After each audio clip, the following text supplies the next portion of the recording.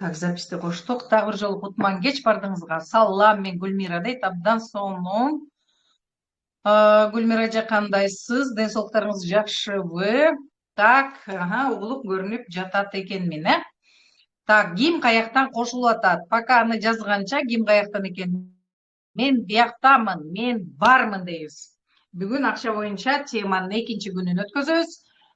Башқаша айтқанда, қарыздан құтылуының оңай жолдары деген темамыз бар болчу, ошол боюнча дагы улантып карайбыз. Хорошо, Москва, сонун. Москва, көрдүңөрбү, карыз дегенде жагым хорошо атат. Бул өтө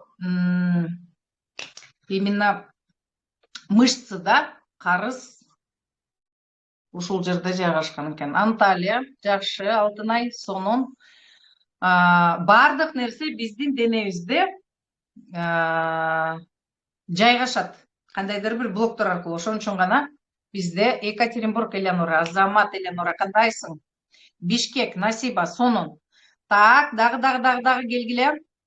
Үч бурчтукту басып, тааныш билиштериңерге жөнөтүп жибергиле. Так, телеграмдагылар дагы кошуп, ссылканы жөнөтүп ийсеңиздер болот.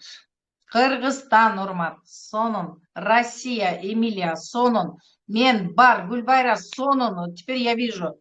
Сонун, Королёв дейт. Ага, Эмилия. Дагы. Мен Бишкектен бармын дейт. Сонун. Так.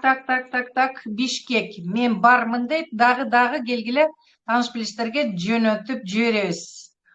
Айсада Абдылдаевна, Кутман кеш дейт. Ой, Айсада Абдылдаевна кыргызча уже жаза баштады, кыргызча уже үйрөттүк. Мен бармын дейт. Мен бүгүн пайдалуулук боюнча практика, бүгүн пайдалуулук дейби, лаялдуулук. Так, бүгүн биздики так, мен бармын. Бүгүн акча боюнча карыздан кантип кутулуш керек? Ошол боюнча еду домой дейт. Сонун мен бармын. Бишкектен салам. Бишкек, убакыт болсо өтөбүз. Хорошо? Давайте. Бермет, сонун. Так, ссылкаларды жөнөтүп жибериңиздер. Кутман кеч, мен бармын дейт апал. Аябай сонун, абдан сонун. Буякта отургандарда жаңылар барбы? Жаңылар бирди басып ийгиле. Эгер мурункулар болсо экини басып ийесиңер. Билесиңер, келгиле. Активный отурабыз. Активно.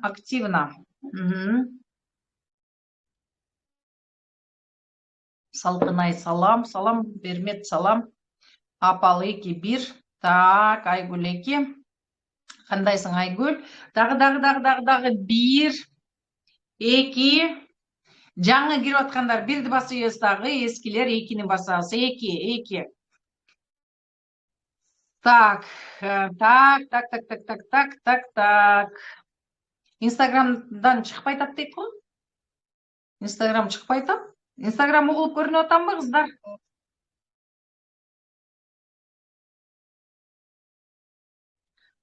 Так, баарына ссылка таратып ийгиле, көрүнүп эле атат го дейм. Мен айткандарым баарына жазып атышат буякта. Так.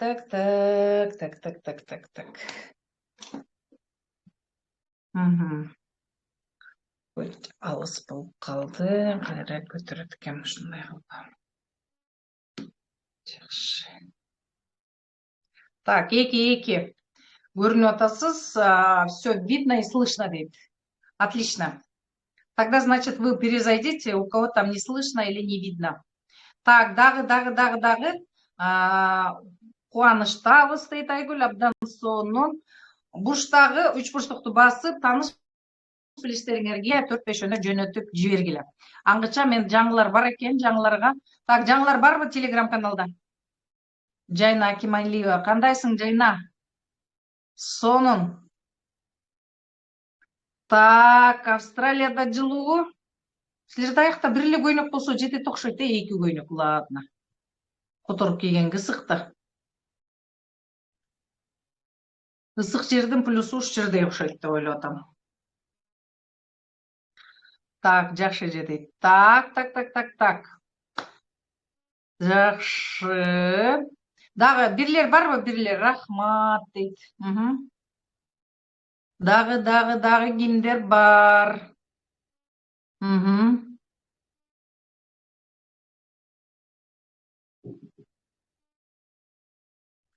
Так, Эмилия жазып атат, окуй албай калдым.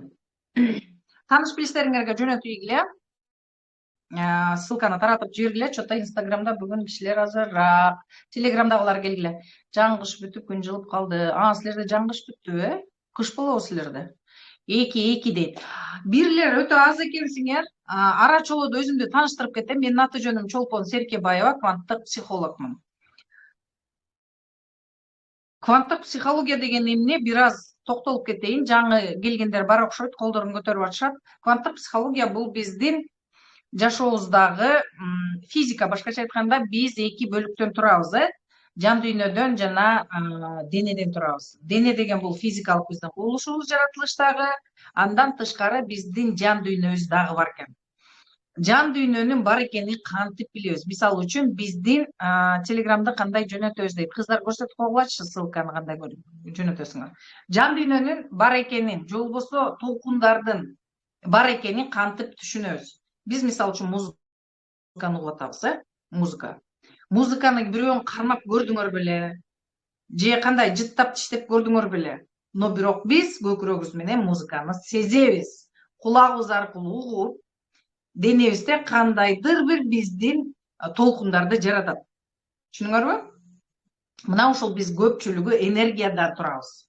Постоянно энергия болбосо биз жашоодо кыймылдап жашай албай калабыз. Ошон үчүн энергияны баарыбыз эле билебиз, бирок баягы көзүбүзгө көрүнүп энергия деп баягы биздин кол бутубуздай же болбосо бир кандайдыр бир буюм тайым сыяктуу көрсөтө албаган менен энергиянын бар экендигине баардыгыбыз ишенебиз. Энергия деген эмне жөнүндө, эмне экенин, бул биздин жан дүйнөбүз кандай экенин, жан дүйнө менен жандын дененин экөөнүн кошундусунан турат экенибиз жөнүндө азыр айтып берип аткандагым мен. Кванттык психология именно биздин жашообузда, жан дүйнөдө болуп аткан окуяларды дене менен кошо бирдикте карап, биздин денебизге кандайдыр бир таасири калганы үчүн биз жашообузда жан дүйнөбүз каалаган, же болбосо душа дейбизби, же биздин ыйманыбыз дейбизби, ошонун каалаган тапшырмасын аткара албай калып атырбыз көпчүлүк учурда. Ошон үчүн жана окшош жашоодо мисалы үчүн окшош эле жашоо кетип баратат. Мисалга алсак, окшош деген эмне? Ата энеңердин жашоосун карап көрүңүздөр. Ата энеңердин жашоосунан силердин жашооңор көпкө айырмаланабы же азыраак элеби? Ушуга көңүл бургула. Кантип билебиз? Эмне себептен аны азыр карап атабыз? Ата энеңердики мисалы үчүн ошолордун жашоосунан силердики көп айырмаланбаган болсо, алардын чечип бүтпөй алган тапшырмасын эле силер аткарып баратканыңар. Ошон үчүн жашооңор өзүңөргө жакпай атат.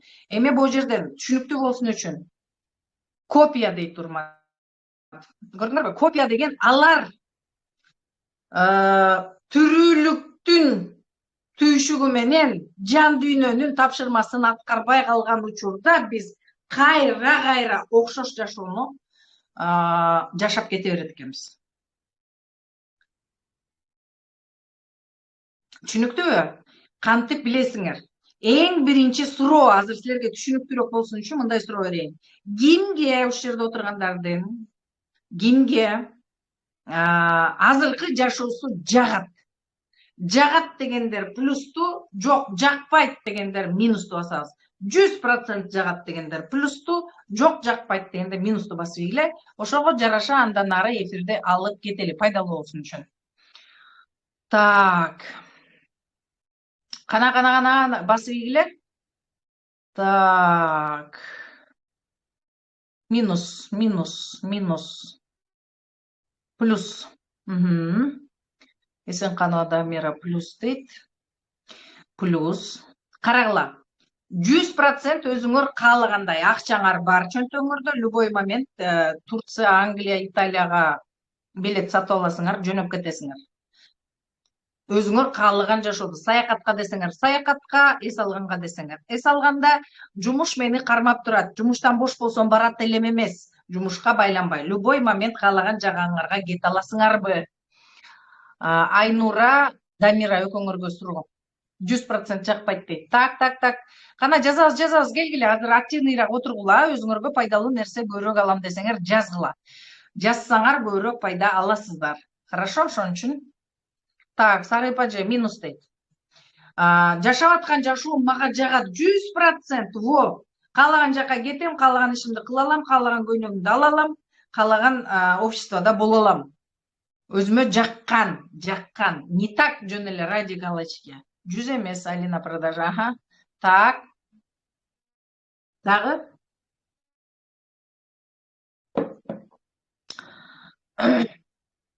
Көпчүлүк учурда, урматтууларым, эми бул жерде отургандын баардыгы, эгерде 100% силерде ойлогонуңардай жашап аткан болсоңор, силер мага келмек эмессиңер. Бул биринчи секрет, эң биринчиси. Алар яхталарда, каалаган жерде, тиякта океандарда эс алып жатышат. Я живу чужой жизнью, чувствую это. Зачастую, Эмилия, это чувствует. Многие вы чувствуете. Почему? Потому что силер каалаган жашоо эмес. Силер бая бала чактагы биз фантик же болбосо жанагындай кичинекей оюнчуктар менен ойноп кыялданган. Моя жизнь где-то затерялась. Вот надо вот это находить. Кыялданган, биз китептен окуган же болбосо телевизордон көргөн, сүрөттөрдөн көргөн өзүбүздүн кыялыбыздагы жашоодон азыр эмнегедир алыспыз. Байкап атасыңарбы? Эмне себептен алыс болуп атабыз деп ойлоп атасыңар. Так, биз мурунку гана задачаны, тапшырма аткарылбаган тапшырманы гана андан ары улантып чечебиз деп баратабыз. Бирок эмнени чечип атканыбызды өзүбүз түшүнбөй атабыз. Сактаганга аракет кылабыз. Өзүбүз түшүнбөй жатабыз эмнени аткарыш керек экен. Себеби бул тарыхтын башталышы биздин ата энебизде, алардын башталышы анын ата энесинде, ошентип арылап, жогорулап кетип атат. Ошондуктан жиптин түйүнү ичак түйүлгөн. Ошол түйүндү гана чече албай келатабыз. Түшүнүп атасыңарбы? Ошон үчүн биздин азыркы жашообуз өзүбүзгө жакпайт, бирок жашап атабыз, анткени жашап беришибиз керек. Түйүндү чечиш керек. Болгон эле ошол. Вот ошон үчүн биз жогорулап барып, ата эне тегибиз менен, тукумубуз менен да иштеп келип атабыз. Эмне себептен бизде карыздардан оңой кутулуш үчүн көчө мен силерге суроо бергем, Кимдин алдында карызсыңар? Атанын алдындабы? Бакканы үчүн, ата болгону үчүн. Апанын алдындабы? Төрөп бизге ак сүтүн берип, чоңойткон үчүн. Же күйөөнүн же аялдын алдындабы? Эмне себептен? Же баланын алдындабы? Зачастую баарына карыз болуп алган адамдар бар. Бар аңарда. Балага да, күйөөгө да, аялга да, эйнатага да, кайын журтка да болгон тууган уруктун баарына карыз болуп алган адамдар бар. Бул өтө, кандай десем, биздин айланабыз, биздин ички дүйнөбүздө эмне болуп атса, башкача айтканда иче кардыбызда, так ошол эле биздин сыртыбызда. Я чувствую, что сама себе многое должна. Вот, биринчи надо с этого начинать.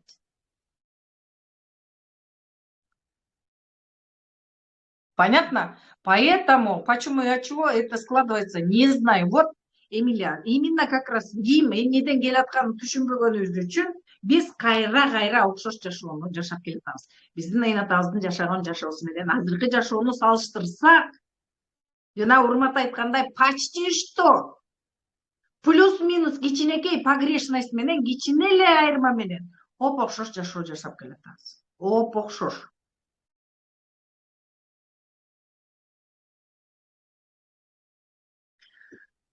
Бул эмне дегенди түшүндүрөт? Эмне себептен биз алдыга кете албай турабыз? Себеп дегенде түйүлгөн түйүн чечилген жок деген сөз.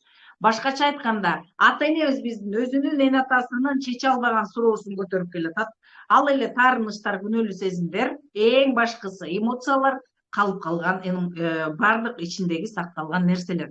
Биз төрөлгөндө 70%, элестеткиле, 70% деген өтө чоң процент. Мынакей, мону бүт жашообуз деп ала турган болсок, ушунун мына монча бөлүгүн почти уже бизде мондай ячейкаларыбыздын баарында информация менен келет экенбиз. Уже информациялар бар ар биринде. Ошон үчүн биздин жашообузда жети ата тек деген калыптыр. Потому что биздин азыркы орустарда мындай тагыраак айтылган седьмое колено. Тизе, башкача айтканда. Кимдин тизеси ооруйт? Так ошол седьмой коленону унутуп калдыңбы деп силерди каратып аткандарыбызга. Жети ата тек эмне үчүн айтылып калыптыр? Эмне үчүн 8 эмес, 5 эмес, 4 эмес, же 12 эмес деп ойлойсуңар? Именно биздин жашообузга 7ден беркинин түйүндөрү көбүрөөк таасир этет.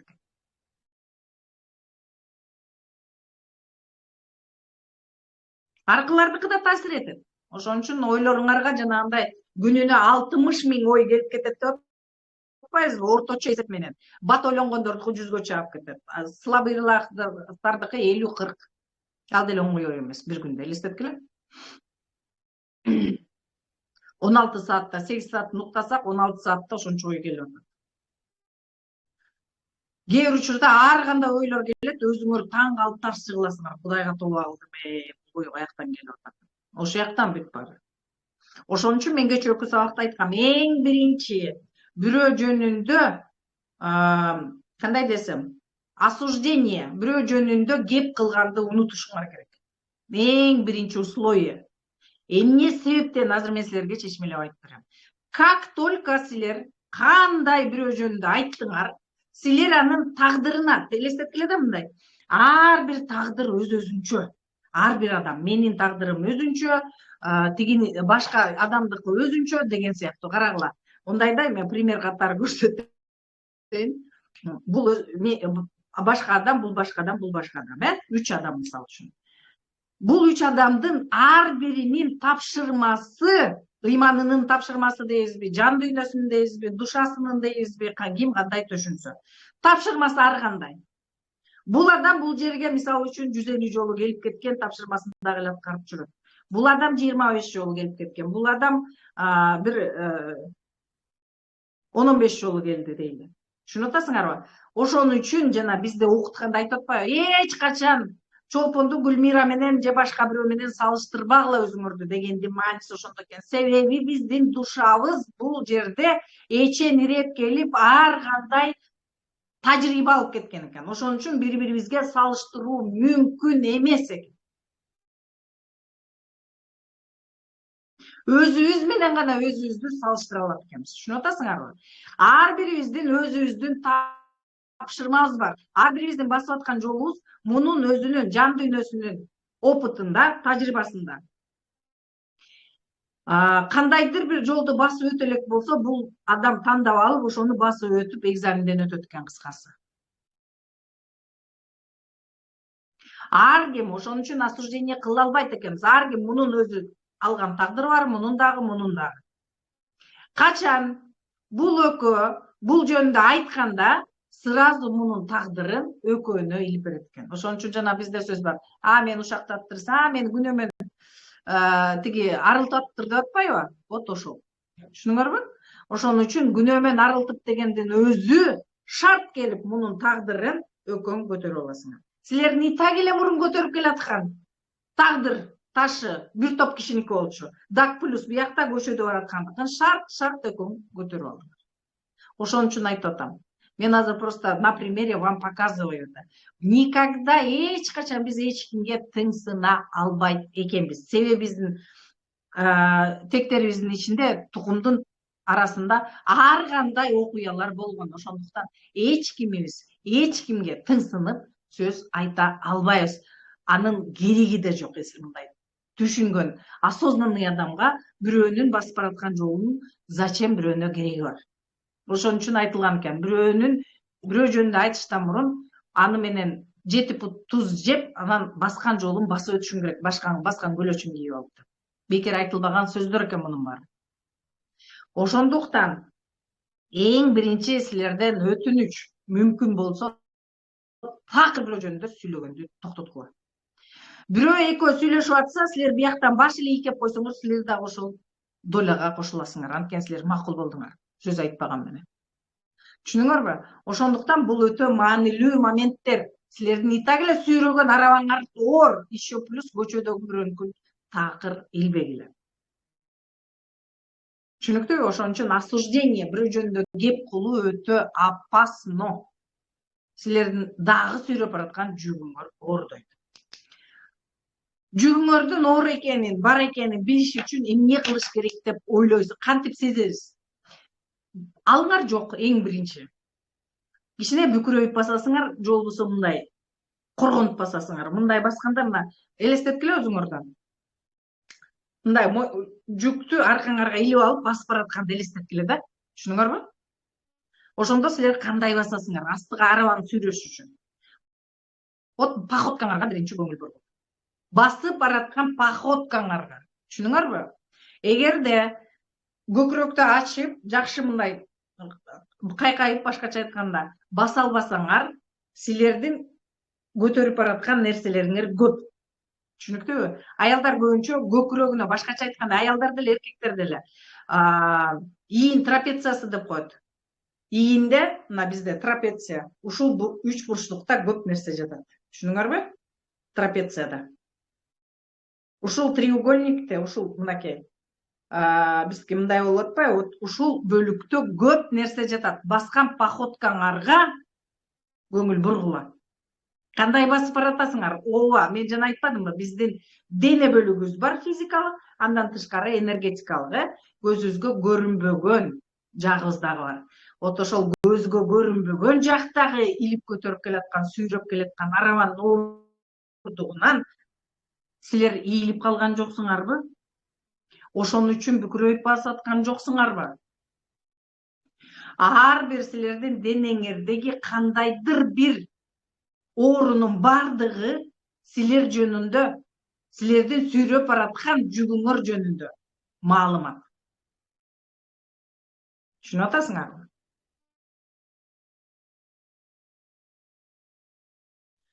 Эгерде басканда же болбосо энергияңар жок болуп, жалкоо деп коебуз. Бул жалкоо эмес, бул жерде чоң потенциал бар. Жалкоо деген биздин мээбиз өтө умный орган. Это надо признать. Кээси айтат, мен деген такыр жалаң тигиндей мындай көп сөздөрдү уктум, жакшы эле коучтардан уктум. Мээ умный орган. Өтө умный орган. Ошон үчүн силердин максатыңарга, урмат кечөө сен айтып аткансың, максатыма жетпей. Эмне себептен? Ал сенин максатың болбосо эмне айтат? Мындан бизге 5 тиын пайда жок, чык биз аны жасабайбыз. Ага энергия кетириштин кереги жок. Менин биринчи задачасы бизди тирүү сактап туруш керек. Бизди тирүү сактап туруш керек. Энергияны попросту тратить этпеш керек.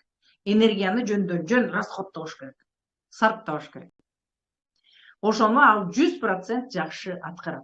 Ошон үчүн биз жанагы кайдагы бир нерсени кайра ары бери чалып, 12 жыл мурун болгон нерсени кайра чалып, аралаштырып, анын уусуна угуп атканда дагы мээ өзүнө ошол функцияны алып туруп, жанагы блокторду коюп коет. Болду, ал жөнүндө ойлобойлу. Сен ар бир ойлогон сайын биздин ушунча көп энергиясы ошол жака кетип калып атат. Максатка эмес, жанагы 12 жыл мурун болгон оокатты ары бери чалып аралаштырып атып чарчап калып атабыз.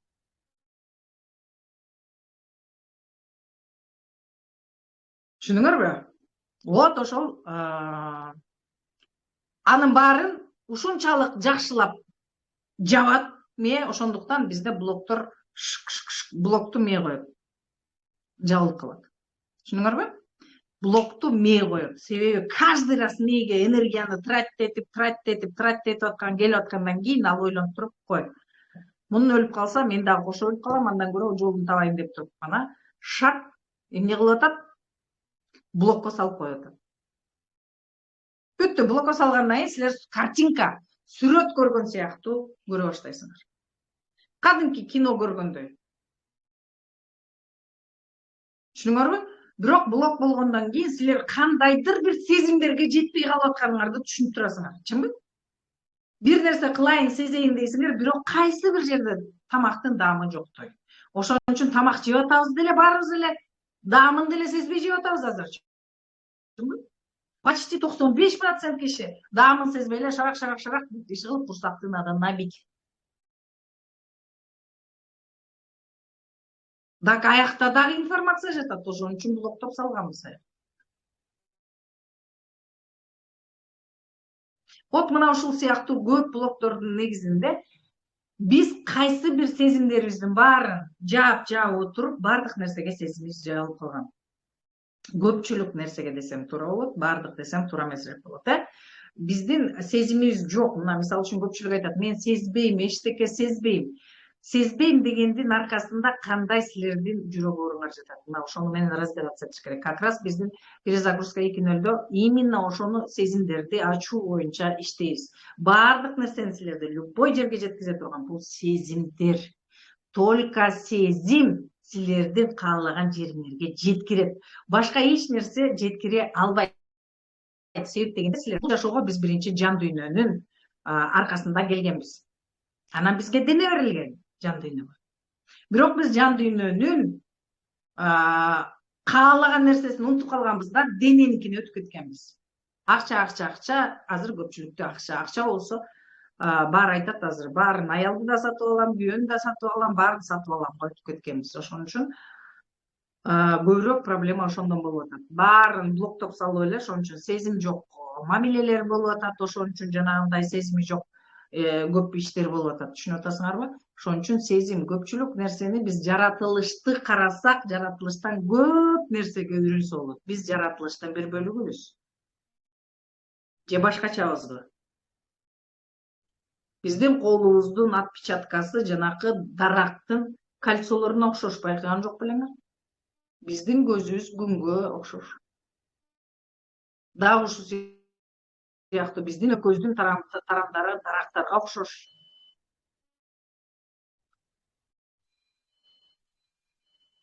Ар бир нерсе, баардык биздин органдарыбыз жаратылыштын бир бөлүгүнөн. Биз дагы жаратылыштын бир бөлүгүбүз. Чын-чынына келгенде. Но биз аны унутуп калганбыз. Биз жаратылыштан бербей эле көбүнчө алалык деп калдык. Ошон үчүн дагы балким көп нерсебиз оюбуздагыдай болбой жаткан чыгар. Катаклизмдердин болуп атканы бул дагы жаратылыштын. Анан жаратылышты мисалы үчүн көпчүлүк айтып атат, жаратылышта мындай болот, андай болот. Жок, биринчи өзүбүз жөнүндө ойлонушубуз керек. Биз өзүбүз кандай тапшырма менен келгенбиз, тапшырмабыз аткарылып атабы. Вот өзүбүздүн жашоого өткөндө биздин жашообуз каалагандай, кыялдагыдай боло баштайт. Жашоо өзү оңой. Бирок биз башка бирөөнүн тапшырмасын чечип жүргөн үчүн жашоо кыйындатып алып, анан тияка барыш керек болуп атат. Артта эмне болгон, ошол түйүп кайсы убакта эмне үчүн түйүлүп калганын чечиш үчүн азыр ошонун аракетинде эле жүрүп атабыз. Ошон үчүн түшүнбөй атабыз. Бул боюнча менде окугандар, же болбосо разбор алгандар, талдоо алгандар жакшы түшүнөт. Түйүндөр биздин денебизде турат. Түйүн башка жакта эмес. Именно биздин денеде турган үчүн бизде ошол проблема болуп атат. Түйүн постоянно бизге СМС жиберип турат. Мени чеч, мени чеч, мени чеч. Окшош түштөр. Дежавю. Же болбосо окшош адамдардын келгени. Постоянно үй бүлөңөрдө окшош проблемалар чыгып турганы. Түшүнүп атасыңарбы? Жумуштагы окшош проблемалар.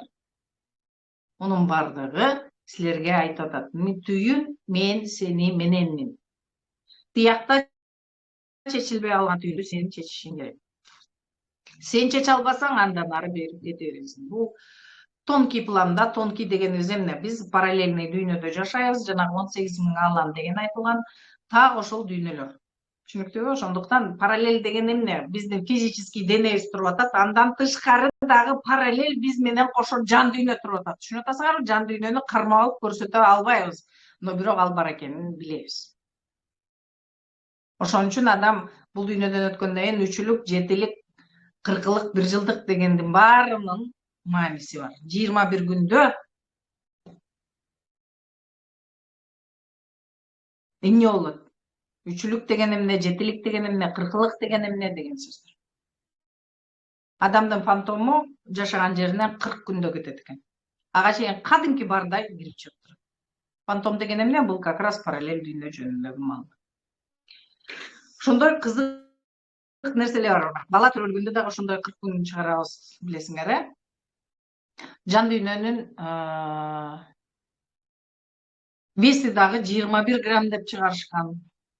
Адам өлгөндөн кийин кайра тартып отуруп, тартуу жолу менен.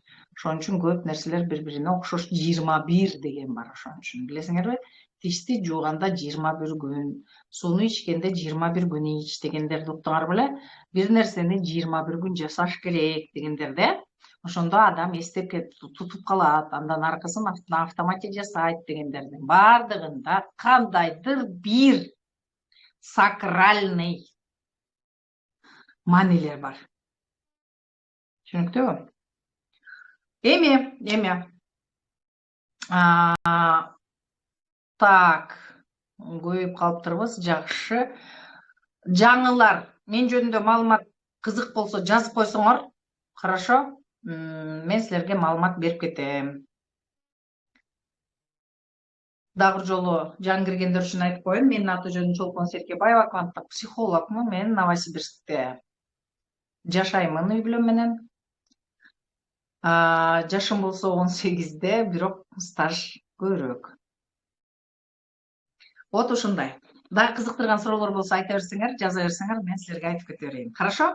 Эми бул тагдыр ташы деген эмне болуп атат? Тагдырдан чийленишкен жанакы таштарды көтөрүп алып, биз карыз экенбиз деп ошону көтөргөн үчүн биздин супсулуу болуп баратасыз дейт. Очень приятно бермек. Стараюсь, окуп атам. Психологияны тим элечи. Казып эле окуп баратам. Эми түбүнө жетиш мүмкүн эмес, конечно. Канчага алым жетсе, ошончого окуйм деп атам. Ошол кандидатский дагы защита кылсам деп ойлонуп турам. Эми ал барып Кудайдын буйругунан дагы ойлор бар, жакшы. Башка бир научно-исследовательский составтарга кирсем деген ниетте туруп атам. Аны эми дагы көрүнөт да. Вот ушундай. Карыздын негизгиси адамдын ичиндеги карыз болуп атат. Түшүнүп атасыңар? Бул оңой эле нерсе, бирок ошонун силер ачкычын таппай курап атасыңар. Ошон үчүн жанакы перезагрузка 2.0 дегенде эмне үчүн мен аяка баарын киргизип, сезимдерди дагы, ошол жерде таарыныч, күнөөлүү сезим, баардык ошол акчага байланышкан нерсенин баардыгын ошол жака киргизип, баарын ар бирден талдап, жанакы этти тарам-тарам кылгандай кылып, баарын талдап, устукандап, жиликтеп, чататынака кылып, баарын ошо перезагрузка 2.0дө окутуп атам. Азыр ага дагы сезимдерди дагы жакшылап ачуу үчүн дагы модульдарды киргизип жатам. Вот ошондой. Ошон үчүн биринчи өзүңөрдү таанышыңар керек. Өзүңөрдү тааныбай акчага жетиш мүмкүн эмес. Карыздан арылыш дагы мүмкүн болбой атат. Себеп дегенде силерде түшүнүк жок болуп атат. Мисалы үчүн кээ бирлер айтат мага, баланчанын ата энесинде акча жок болчу, бирок баласы бай болбоду. Бул жанакы Вавилондун эң бай адамы деген чыгарманы эң бай киши жазган ошол. Ошол адам жазган. Эгерде сенин акчаң бар болуп, мамилең жок болсо, анда сен бай эмессиң. Эгерде байлыгың болуп, мамиле жок болсо, анда дагы сенде байлык жок. Эгерде экөө тең болуп, ден соолугуң жок болсо, анда сен бай эмессиң деген. Түшүнүп атасыңарбы? Бул кандай терең маани. Эгерде баары болуп, бирок жашоодо өзүңдүн ордуңду таппай, кайсалактап, жаның жер таппай атса, жаның жай ала албай атса, бул дагы байлык эмес деген. Бул өтө күчтүү сөздөр. Мына так ошол биздин үстөлдүн 4 буту сыяктуу 4 основной сферабыз бар. Ошого биз таянып жашайбыз. Бул биздин ден соолук. Сөзсүз акча керек. Ден соолук бул денени биз жуушубуз керек, чачты жакшы шампунь менен жуушубуз керек, жакшы фен менен кургатыш керек, ак шейшекке жаткызыш керек, жакшы машинеге салып ташып жүрүш керек, жакшы үйгө жашатыш керек. Ошон үчүн акча керек, бул финансыбыз, каражат бөлүгүбүз. Мамиле, биз физикалык телодо келгенбиз, жер деген планетада. Значит, бизде мамиле дагы болуш керек. Эң биринчи өзүбүз менен. Мамиленин кыйрап атканы, үй бүлөнүн жок болуп, ажырашып, урушуп, талашып, тил табыша албай, эне менен баланын, ата менен эненин же болбосо келин менен кайнене кайын журттун жакшы боло албай атканы өзүбүз менен мамиленин жоктугунан болуп атат. Урматтууларым, ал кайын журтта эмес. Кайным монтип атса эле анан мен күнөөлүүмүнбү? Кайын сиңдим минтип атса жок, бардыгы мамиле деген сөз бул өзүбүз жөнүндө, биздин айланабыздын бардыгы өзүбүз жөнүндө. Көчө тигине сага өткөндө айтпадымбы? Мен күнөөлүүмүнбү же ал күнөөлүү десе, мына окутуп койсом ушинтип баарыңар мени күнөөлөп кеттиңер, чынбы? Чындыгында силер туура айттыңар. Түшүнүп атасыңарбы бул кандай нерселер экен? Вот мунун бардыгы биздин жашообуздагы керек нерселер. Бизди Алла Таалам бирөөнүн тагдырынын ташын көтөрүп жүрсүн деп эмес, бирөөнүн кыйналып суроосунун түйүнүн чечишсин деп эмес, биздин өзүбүздүн жашообузду эле жаша деп алып келген. Бирок биз кайсы бир себептер менен кандайдыр бир жолубуз чаташып кетип, ушундай иштер болуп калган. Бул кванттык чаташуунун эң биринчи кандай десем, бул кванттык таладагы чаташуулар десем туура болот го дейм. Чаташуулар, атайын этектеги чаташуулар именно жанагы төрөлбөй калган балдардын тукумдан чыгарылып салган, кайсы бир жасаган иштери үчүн балдарын, кыздарын тукумдан чыгарып ийген учурлар болгон, силер бөлүп уккансыңар аны. Сен менин кызым эмессиң, балам эмессиң деп топурагыңды түйүп бердим деп ийгендер болгон. Ошонун баардыгы көрсө биздин полелерде иштейт экен. Мына кандай аларды үстөлүнөн жылдырар менен анын үстүнө башкалар келип отурат экен деле ошол жерден чаташып эле калып коет экен. Бүт. Бош отурган орунга барып отура беришет экен. Көрсө жашоого тирүү кишинин дагы бизде келип, бирок өтүп кеткен кишинин дагы өздөрүнүн орду туруш керек экен. Эң чоң чаташуу ошол жерден башталат. Анан ошол жерден тагдырлар байланышып түйүлө башталат. Шарак түшүнүп атасыңарбы? Бир үй бүлөдө 5 бала болсо, анын биринчи баласы төрөлбөй же чарчап калган, же болбосо аборт болгон болсо, төртөө шарак жылып атат бир орунга. Ар бири менен тытышып жатып калып атат ошон үчүн. Анткени тагдырларын талашып атышат. Орун бузулар менен, катар бузулар менен бардыгы бузулат экен. И ал андан ары гана бузулуп эле кете берет экен. Ал бир эле поколенияда эмес, андан кийинкинин баарына тетирсинен болуп калат. Түшүнүктүүбү? Ошон үчүн тагдырдын ташы бул ошол жашап өтүп аткан кишинин дагы тагдырын кармап турат экенсиңер. Ошон үчүн түшүңөргө чоң атаңар, тайыне тайтаңар, жакшы көргөн туугандарыңар же болбосо ушундай түшүңөргө кирип атканын себеби дагы ошол. Чечип мени кое бер деген сөз. Мына ушундай ичиңердеги карыздан кутулуш керек биринчи. Ичиңердеги карыздан кутула элек жатып, сыртыңардагы карыздан кутулуу мүмкүн эмес. Мүмкүн эмес. Себеби бизди, мен дагы бир жолу айтып атам, биз эки катар жашоодо, тонкий планда физикалык биздин денебиз бар, мынакей менин кол бутум бар, денем бар, анын ичинде менин жаным бар деген сөз. Ооба, жанды көрсөтө албайбыз, бирок ал бар экенин баардыгыбыз макулбуз, чынбы? Соответственно, ал жердеги турган нерсени эле биз сырттан эле көрүп атабыз. Физикалык жашообузда көрүп атабыз. Оору деген эмне? Оору деген бул силердин тукумуңардагы кайсы бир киши деген сөз. Ошонун проблемасын чеч деген сөз. Жакшылап ойлонуп карасаңар, ал жерден көп жандармак чыгат. Эми оору бизге келип атабы, адамга? Же адам ооруга келеби? Мени суроом.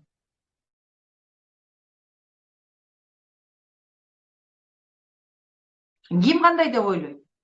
Оору адамга келип атабы же адам ооруга барабы?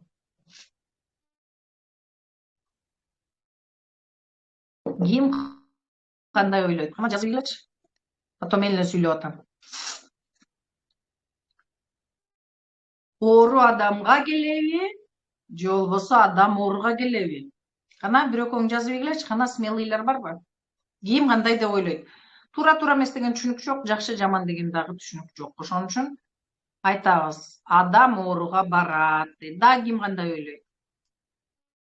Человек болезни дейт. Так, дагы адам ооруга барат дейт. Так, идти может человек дейт. Так. Адам ооруга келет, конечно. Значит, он идет к болезни. Оору бизге дейт мынакей биякта. Оору бизге. Адам ооруга барат дейт. Адам ооруга келип атат дейт. Адам ооруга барат го дейт. Адам өзү ооруга барат го деп ойлойм. Адам ооруга келет. Көрдүңөрбү, менде уже жакшы осознанный аудитория турат. Могул жерде азыр бир плюс минус 100ге жакын киши отурат, адам ооруну сатып алат дейт. Карагыла, 100ге жакын киши отурат, уже осознанный. Так, чолпон, бир туугандарым экөөсү тромбофлебит болуп турушат. Неден дейт? Причинасы разный болот. Причинасы ар биринен көрүш керек. Адам өзү табат. Оору адамга келбейт. Адам барат ооруга. Адам. Түшүнүп атасыңарбы? Адам барат. Карыз силерге келген жок да, силер бардыңар. Так эле ошондой баардык нерсеге биз өзүбүз. Почему? Так потому что биздин ичибиздеги түйүндөр, чаташтар чечилбей турат. Ошон үчүн ошону чечиш үчүн айла жок, айлабыз кетип, ар кайсы жолдорду издеп барып атабыз. Түшүнүк жогунан. Түшүнүктүн жогунан. Адам ооруга барат. Туп-туура айтып атасыңар. Бул чечилбей калган эмоциялар. Үй бүлөдө аял менен күйөөсү эмне үчүн урушушат? Экөө эмоцияларын, эмне жагат, эмне жакпайтынын айта албаганынан башталат. Бул каяктан башталат? Бул бала чактан башталат. Кичинекей бала бир нерсени сурап атат. Биз же алып бере албай атабыз, же түшүндүрө албай атабыз. Оңоюраак эмне болуп атат? Бизди уят кылбасын деп сабап туруп көтөрүп кетип атабыз. Оюнчук саткан дүкөндүн жанынан. Туурабы? Ушул жерде отургандардын практически бир 80% ошенткен болушуңар керек. Соответственно, балада эмоция ошол боюнча калып атат, ал түшүнбөй атат, эмне үчүн, ал бала ойлонуп атат, мени жаман көрөт, бүттү. Жаман көрөт деген эмоция ошондо калып атат дагы, ал денесинен чыкпай калып атат. Так еще биз аны токмоктоп туруп алып кетип атабыз. Эмне деп атат? Менин каалоом эне-атама жакпайт, бала үчүн эне-ата баары.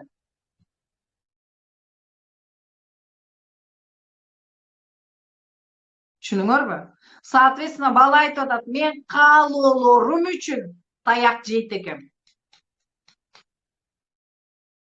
Значит, мага каалаганга болбойт.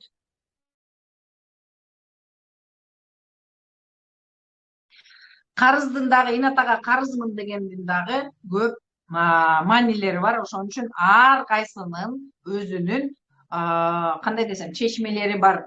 Индивидуально. Вот банальный моменттерди просто баягы көп кездешкен жерлерди банально айтабыз, но ар бир адамдыкы өзүнчө индивидуально. Саламатсызбы? Эрозия эмнеден пайда болот? Эрозия деген бул аялга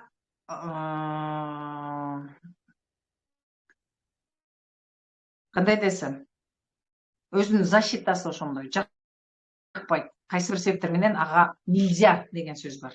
Ошо нельзя деген үчүн ал өзүнүн защитасы биякта турган программа сразу срабатывает и ошон үчүн жара менен чыгып атат. Түшүнүктүүбү? Жака, привет дейт. Жака, привет. Жака, привет, привет. Так, вроде все. Түшүнүңөрбү? Бул личные границы, бул өтө кандай десем, сага болбойт. Ошондой информация бар, соответственно, сен ошол эрозия менен анан защита кылып атасың. Так, түшүндүрө алдым, э? Ошон үчүн карыздан оңой кутулуш, оп-оңой карыздан оңой кутулуш негизи. Бирок ичиңердеги турган сезимдерди иштеп чыгышыңыз керек. Ичиңерде кайсы карыз турат, вот ошондон ажыраш керек. Пока ал карыздан кутулмайын, силер физикалык дүйнөдө карыз болуп отура бересиңер. Себеби адамдын ичиндегиси сыртында деген ошол. Түшүнүңөрбү? Ошондуктан ичиңерде эмне болсо, сыртыңардагы болуп аткандын баардыгы силер жөнүндө маалымат. Бүт, абсолютно. Ошон үчүн биринчи бияк менен иштеш керек. Бияк сразу өзгөрөт. Ошон үчүн жанакы хочешь изменить мир? Мир это то, что мы видим. Правильно? Измени себя деген. Измени себя. Хочешь изменить мир? Көрүп аткан нерселериң баарын өзгөрткүң келеби? Так, значит, бияка кир деген сөз. Сопун же ажырашуу эмне себептен болот? Эми ажырашуу боюнча көчө айтканмын. Ажырашуунун бир себеби миссия бүткөндө болот. Бирок миссия кандай десем, биз жан дүйнөлөр, бизде мындай түшүнүк бар да, мен көчө айтып атпаймынбы? Жаман жакшы деген, туура эмес деген түшүнүк жок. Жок. Ааламда андай түшүнүк жок. Ошон үчүн ойлогонуңордун баары аткарылып атат. Ал жаман жакшы деп фильтр жок. Түшүнүп атасыңарбы? Фильтр бизде. Мага жагат же жакпайт, жагымдуу же жагымсыз деген фильтр бар. Мисалга айтсам, мен көлдүкмүн, аш лампуну жакшы көрөм. Бирок башка жердегилерге, аларга муздаклагма андай жебейбиз дейт. Түшүнүп атасыңбы? От этого аш лампу жакшы да эмес, жаман да эмес. Ал жебей койгон үчүн жаман эмес, мен жеп аткан үчүн жакшы эмес. Мага жагымдуу, ага жагымсыз, бүттү.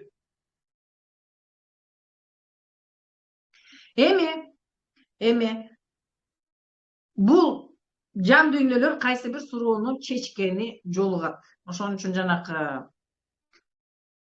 браки совершается на небесах деген ошол. На небесах кимдер жашайт? Кайыптар, нике кайып дегенде ошол кайыптардын суроосун чечиш үчүн гана жолугабыз. Ошолор жолуктурат, биз өзүбүз жолуктук деп түшүнөбүз. Ошон үчүн жана параллельный мир деп айтылып аткан ошол. Эмне үчүн силер үйлөнгөнгө чейин ушундай жанагындай наполеоновский пландарды коесуңар деле, коебуз деле, анан үйлөнгөндөн кийин таш балекеттин түбү жок калып атат. Кадимки эле көрөкатка кирип кетип атабыз, оп окшош эле. И это как будто мы знаем. Понимаете? Соответственно, только эле ошол суроону чечиш керек. Канчалык тез чечебиз, так ошондой баары бүтөт. Либо ажырашуунун бир себеби экөөңөр тең. Эгерде экөөң тең, экөөң бири-бириңе ыраазы болуп ажырап кетип аткан болсоңор, значит, миссияны бүтүрдүңөр. Тияктан бүтүрбөй келаткан миссияны экөөң түшүндүңөр. Түшүндүңөрбү? Башка уровеньге чыктыңар деген сөз. Это глубокая любовь, башкача айтканда, эки жактан тең. Бири-бириңе эмес, өзүңөргө болгон сүйүү. То есть такыр мета уровеньге чыкканда деген сөз. Ошол учурда экөөңөр тең миссияңарды бүттүк, ыраазыбыз. Эми кете берелик деп андан ары бөлүнүп кетет. Бул миссияны экөө аткарып бүткөндөгүсү. Бүттү, өздөрүнүн жашоосуна кетти. Мен мындайларды көрүп атам. Өтө жакшы кайра союз создавать этип жашап аткандар бар. Силердин да жашооңордо бар. Кайсы убакта экөө бири-бирин урбаса дагы сөз менен миссияны аткарбай эле турасыңар. Тияктагы түйүндөр, силерге берилген, келип калган түйүндөр чечилген жок. Ажыраган күндө дагы ал түйүндөр кийинки силердин задачаңарга токтоп тура берет. Кайра эле ошону кайталана берет. Гүлмиранын ордуна Анара, Анаранын ордуна дагы башка бирөө ошентип эле кете берет. Түшүнүктүүбү? Ошон үчүн миссияны аткарыш керек. Аткарыш үчүн түшүнүш керек, аны үчүн окуш керек. Түшүндүңөрбү? Вот ошол учурда ошондой туура эмес болуп калат. Кээ бир учурда силер миссияны чечкенден кийин ажырашуунун да кереги жок. Бирок суроо бул жерде ажырашуу эмне үчүн болот деп турат, мен ошон үчүн айтып атам. Эки жолу бар, түшүнүктүүбү? Либо силер миссияны бүтүрүп, жакшы благодарный друг другу ажырадыңар, значит, силер түйүндүн баарын чечип бүтүп, бүттү, өзүңөрдүн ар ким жашоосуна кетти деген сөз. Эми бул дагы бир жолу айтып атам, Аллам үчүн жаман жакшы деген түшүнүк жок. Түшүнүктүүбү? Жаман жакшы деген түшүнүк жок. Жагымдуу, жагымсыз деген ар кимге. Вот ушундай. Мисалы үчүн бирөөсү балким жалгыз жашаганды жакшы көрөт. Это тоже норма для кого-то, понимаете? Главный жан дүйнөнүн өзүнүн миссиясын аткарыш керек. Эми бул тонкий планда көп нерселер бар балдар. Мисалы үчүн кээ бирөөлөр мына балалуу болбой аткандар, тигиндей мындай болуп аткандар, булар биякта тамыр кое бергиси келбейт. Биз деген параллельный дүйнөлөрдө көп дүйнөдө болуп өткөнбүз. Жерге келгенибиздин дагы себептери бар. Аякта бизге жагдайсыз болуп калган учурда, согуш болгон учурда башка жакка ошондой кетип калабыз деген жактары бар. Ошон үчүн биздин арабызда көп башка планеталардан дагы адамдар болот. Эми бул жогорку уровеньдер үчүн азыр көп үчүн көп нерсе түшүнүксүзүрөөк болушу мүмкүн. Ошондуктан жана балалуу болбой аткандар тамыр таштагысы келбейт. Анткени тамыры калса кайра келиш керек деген сөз. Башка жакта жакшыраак жак болсо аяка кетишет деген сөз. Түшүнүктүүбү? Жалгыз болгондун дагы себеби бар. Бирөө менен байланышып кайра келбеш үчүн деген сөз. Үй бүлө деген эмне? Мисалы үчүн мынакей атасы, апасы, баласы үчөө. Үч жан дүйнө. Бул биз ойлойбуз, биз момундай үч жан дүйнөнүн өзүнүн ар биринин тажрыйбасы бар. Түшүнүп атасыңарбы? Атаныкы өзүнчө, апаныкы өзүнчө, баланыкы өзүнчө. Өздөрүнүн жан дүйнөсү тандап, бирок бул үй бүлөгө эмне үчүн келди? Үчөөнүн чече турган сүрөөсү окшош, ошон үчүн чечкиле, пожалуйста. Мына семьясыңар деп бир семьяда келип атабыз. Ошон үчүн бир ата энеде 10 бала болсо, 10 башка кыял болуп атат, чынбы? Неден деп ойлоп атасыңар? 10 башка жан дүйнө, 10 башка опыту бар, 10 башка таланттары бар, байкаган жок белеңер аны? Хотя завод менен фабрика бирөө эле. Түшүнүп атасыңарбы? Вот мына ошол жөнүндө окуя. Бирок алар оно тең ата энеси менен кошулуп, чогулуп чече турган суроолору бар. Ар бири өзү үчүн, ар бири өзү үчүн. Түшүндүңөрбү? Ар бири өзү үчүн. Ошон үчүн баарын окшоштурду. Ёлки десе. Звонок келип калды.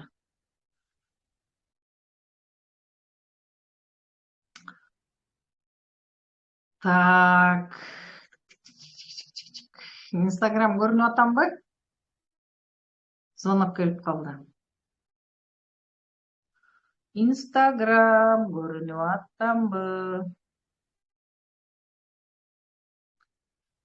Так.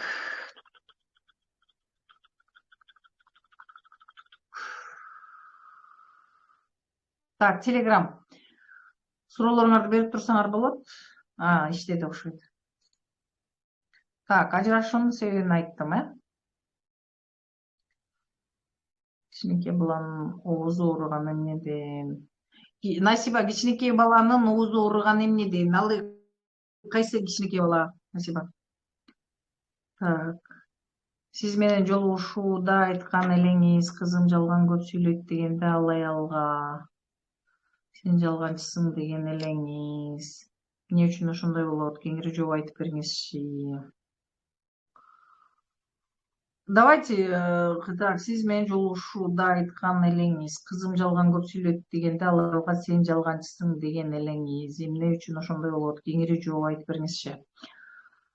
Халал кейк, өзүңдүн сурооңду берчи, пожалуйста. Хорошо, бирөөнүкү силерге просто...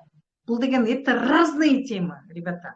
Если это тебя касается, прям вопрос задай. Я от этого буду исходить. Но через 10-е это не туура эмес.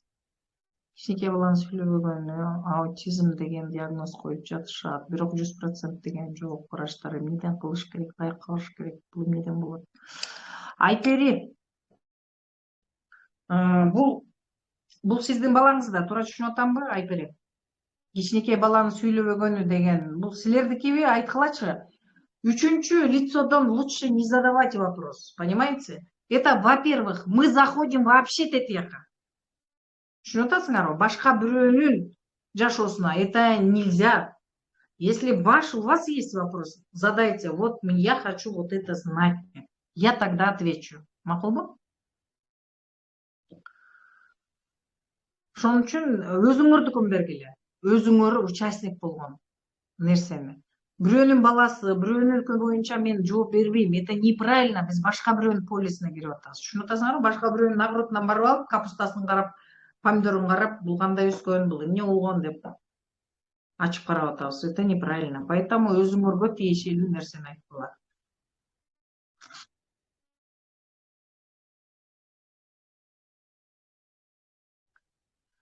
Так, сол тизем ооруп атат акыркы күндөр. Бул эмнеден болот? Эне жак туугандарың менен анча мамилең жок дегенди сөз. Нааразысың ошол жака, кыскасы. Дагы эле ойлогондо башкалар албай кетем негативге. Эми ал негатив деген нерсе канча жылдан бери элестеткиле. Мындайда, айымдар, мырзалар, силер канча жылдан бери негативить этип жүрүп, башкача айткандачы, бир эле тамакты жасап жеп жүрүп, башка тамакты берсе, ага көнбөй атасыңар деген сөз. Ошон үчүн бир аз убакыт бериш керек. Өзүңөр деле прямо өпкөңөрдү үзүп бир жолку деле мондай вундеркинд болуп жолбосо мондай кыйын болду деген это кыйын. Түшүнүктүүбү? Ошон үчүн силер жылдап чогулткан нерсени силер кайра дагы иштеш керек. Бир аз убакыт бериш керек өзүңөргө. Өзүңөрдү эч качан күнөөлөп, асып, самосуд кылып ийбегиле. Самосуддун аркасында азыр ушундай акыбалга жетип отурасыңар. Уже иштеп баштадыңар, окуп баштадыңар. Это уже хорошо.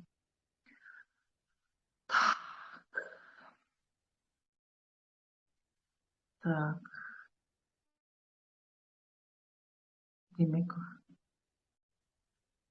Демек, балалуу болбогондор башка дүйнөгө кетеби.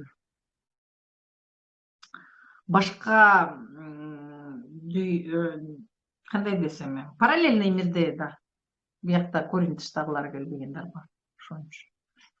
Аны просто разобраться надо. Көпчүлүк айтат кээ бирөө, мен балалуу болбой атам, мен страдать этип атам. Разбирать этип келсең, страдать этпей эле жакшы эле турат деген сөз да. Ошон үчүн аны разобрать надо. Качан башталат перезагрузка дейт. Перезагрузка 18 сентябрда башталат. Бул жылы, скорее всего, бир эле жолу болот деп турам, потому что бүгүн эле мен дагы бир чоң окууга кирип атам. 1,5 миллион турган. И, скорее всего, перезагрузканы дагы окутканга убактым жетпей калышы мүмкүн деп турам. Ошондуктан азыркы перезагрузкага кирип калгандар өтө бактылуусуңар. Бул өтө күчтүү перезагрузка да. Ошон үчүн WhatsApp номериңизди бере аласызбы дейт. Ушул эле эмеге жазсаңар, мен просто азыр жазып отура албайм да. Кимден сурасаңар болот жолбосо. Күмүшайдан жазып берет. Инстаграмга эле жазсаңар, анан мен жазып коем. Кыялымдагы ишти баштай албайм. Анын себеби бар да, эмне үчүн кыялыңардагы ишти баштай албай атасыңар. Силер үчүн биринчиден ал кыялыңардагы иш болбошу мүмкүн. Эмне үчүн баштай албай атканыңардын себеби бар да. Сөзсүз какой-то причина болот. Вот ошо причина менен иштегенден кийин эле чудам өзүнөн өзү иш башталат. Мына, мисалы үчүн 5 күндүк ретритке барып келдик азыр. Баарына предложение жумуш боюнча түшүп атат. Жолбосо алар өздөрү отклонять этип атат. Ушундай сыяктуу да. Менде окугандын баарына сөзсүз эле предложение, мисалы үчүн жумуш боюнча акчасын көбөйтүп, ушундай нерселер тынбай эле келип турат. Но өздөрү уже тандап баштайт. Окуган киши уже тандайт. Кереги жок. Мен мисалы үчүн буга азыр даяр эмесмин деп, мисалы үчүн көп нерселер бар. Бардык нерсенин башында блок турат. Бияктагы блок мээдеги, жана айтып кетпедимби башында, эмне себептен блоктор турат. Блок бизди оберегать этиш үчүн. Биздин денебизди оберегать этип, тирүү туруш үчүн жасайт. Ал дагы жаман дагы эмес, жакшы дагы эмес, дагы бир жолу айтам. Просто мээ үчүн жагымсыз, ошон үчүн бизди актап, сонун кылып, анан жакшы состоянияга келтирип коет, өзү жакшы туруш үчүн. Түшүнүктүүбү? Ошон үчүн биз любой нерсени актап коебуз. Чтобы совестибиз ойнобош үчүн деген сөз. Ошон үчүн көп нерсебиз ичибизде жата берип атпайбы? Бир жагынан актап коебуз, анан временно таштап коебуз, анан кайра алып чыгып, былгып ошондой да. Ошон үчүн алардын баары менен иштеп алып салыш керек. Кечке окуй бересизби дейт. Эмне дейт? Бирдеме урмат окуй албай калдым. Кыялымдагы саламатсызбы? Так, мен аз иштеп көп акча тапкым келет. Мен жалкоомунбу дейт. Жок. Мен аз иштеп көп акча табамын. Реально. Эмне себептен? Мен көп окуйм. Ошон үчүн көп окуйм. Түшүнүктүүбү? Аз иштеп көп акча табыш үчүн анын жолдорун билиш керек. Анын үчүн окуш керек деген сөз. Нормально.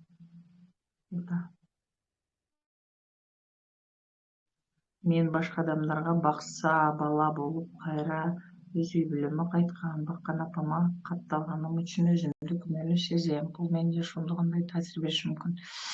Кайыр, түздөн түз таасирин берет. Себеби көрдүңүзбү, сиз уже өзүңүздүн жолуңузду өзүңүз көп таштарды тизип бүтөп койгонсуз. Эмне себептен? Сиз азыр өзүңүздү өзүңүз күнөөлөп жүрөсүз. Түшүнүп атасызбы? Баккан энеме Баккан энеңизге сөзсүз барып ыраазычылык билдириш керек. Сөзсүз. Баккан энеси барлар ушул жерде отургандар. Баккан атасы барлар, өгөй дейсиңерби? Сөзсүз алар менен мамилеңер болуш керек. Биз кошунадан бир күнү чай ичсек, ошон үчүн жана кыргызда сөз бар да, бир күнү чай ичкен жериңе 1000 күнү салам бер деген. Ага караганда бир күн болсо да бакты да. Пока андан ыраазычылыгыңыз келмейинче туура түшүнүк болуш керек. Ал силерди баккан, ошондой шарттар болгон. Түшүнүп атасыңарбы? Кудайга шүгүр, тирүүсүңөр, аман эсен. Элде бир эне болсо, сизде экөө. Сонунда. Просто биз кайсы бурчтан карайбыз проблемага. Кандай кабыл алабыз, кандай өзүбүздөн иштеп чыгарабыз. Түшүнүктүүбү? Болгон эле. Сиздики азыр мына бүт баардык жерде азыр күнөөлүү сезим менен акчаңыздан кемсиз, туурабы кайры? Ден соолук дагы кетиши мүмкүн, анткени күнөөлүү сезим жөн эле күнөөлөп эле отуруп калбайсыңар, акча эле эмес. Ал жерден сөзсүз мен баягыда чайын ичип алып, кекиртеңерде турат постоянно. Түшүнүп атасыңарбы? Ичкен чайыңар. Сразу ден соолук кетет. Силердин фокусуңардын временами ошол жака барган сайын любой жерден өзүңөрдү күнөөлөп, токмоктоп турасыңар. Ал өзүңөр менен өтүп кетсе, жыргализм майтал кандай көрүнөт. Аны уже балдарга салып бересиңер. Ошон үчүн срочно аны иштеп чыгыш керек, окуш керек. Ошон үчүн кереги жок груздарды көтөрүп жүрө бербей. Саламатсызбы дейт, саламатсызбы чолпонжо, саламатчылык. Так, чолпон эже ойлогонун бат эле болуп калтат дейт. Мына окуган Насиба, менде окуган чолпон же ойлогонун бат эле болуп калтат. Көрдүңөрбү? Адамдар жана жумуштар сунуш келип калтат. Вот так. Бирок чоңдору пока боло элек, потому что чоңдорун ойлой албай атасың, ошон үчүн. Действительно окуганда ойлогонуңар моменте ишке ашып баштайт. Бул дүйнө ошондой дүйнө. Жалган дүйнө.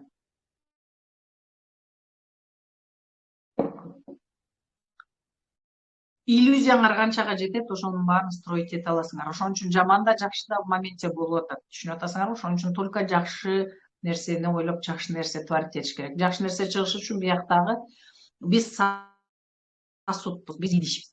Идишибиздеги ичиндеги баягы көгөрүп курттап кеткен нерселерди чыгарып салышыбыз керек. Жалтыратып жууп, андан кийин ыраазычылык менен жашай беребиз. Түшүнүктүү? Ошон үчүн майда бараткан акылың жетип атат. Чоңуна келгенде алдай болбойт деп атасың. Это правда дейт. Мына менеджер Күмүшайга жазсаңар, бул жерге эмесин калтырыптыр. Мен эми муну криптит эткенди билбейм да, ошон үчүн. Перезагрузкага катышам, кимге жазам дейт. Замир, мына Күмүшайга жаз. Телеграмдагылар биякта Самара деген сулуу кыз отурат. Таптатынакай школ директору болом десе болбой койду ошо кыз.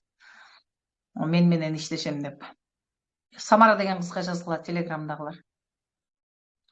Замир, ошол жака жаз. Замир да көптөн бери ойлонуп жүрөт. Бирок бир окуумду окуган болуш керек эле, мында результат болду.